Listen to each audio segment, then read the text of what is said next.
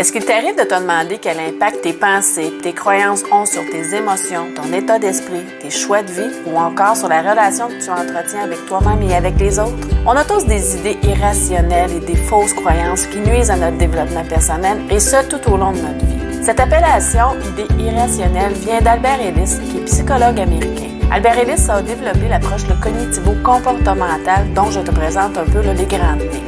Selon lui, nos émotions proviennent des interprétations, des croyances et des réactions aux situations de la vie. Une situation se produit qui nous amène à avoir des idées, des croyances par rapport à cette situation-là, souvent de façon automatique et inconsciente, et ce sont elles qui provoquent les émotions agréables ou désagréables, dépendamment de la façon qu'on va percevoir la situation. Nos émotions nous amènent à adopter certains comportements. Ces comportements-là vont avoir des conséquences positives ou négatives sur soi et sur les autres, dépendamment de nos comportements, de nos réactions.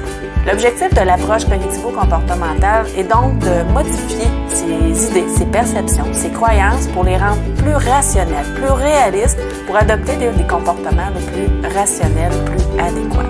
Pour commencer, il est important de savoir c'est quoi des idées irrationnelles.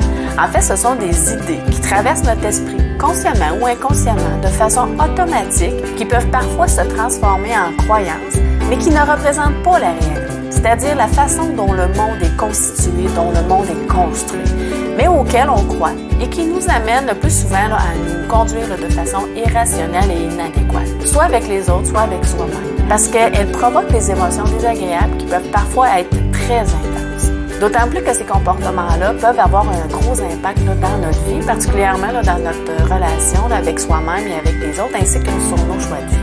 Si on prend la première des 11 idées irrationnelles d'Albert Ellis, qui est « Je dois être aimé, approuvé et admiré par presque toutes les personnes importantes de ma vie, et si je ne le suis pas, c'est terrible et inacceptable », c'est une croyance très populaire, soit dit en passant. Une deuxième idée irrationnelle est c'est terrible et catastrophique lorsque les choses ne vont pas comme on le souhaiterait.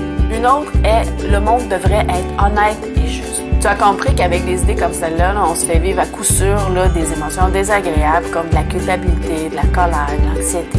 Il est donc important de prendre conscience de ces idées irrationnelles pour pouvoir les travailler et les modifier pour se faire vivre moins d'émotions désagréables et par le fait même d'agir de façon plus adéquate. Si on agit de façon plus adéquate avec nous et avec notre entourage, évidemment, il va avoir un impact plus positif sur notre vie. Voilà, j'espère que cette capsule vidéo va t'aider à mieux comprendre l'approche émotivo-rationnelle. Maintenant, vérifions un peu ta compréhension. Je t'invite à répondre au petit questionnaire. Tu peux y avoir accès en cliquant sur le lien sous la vidéo.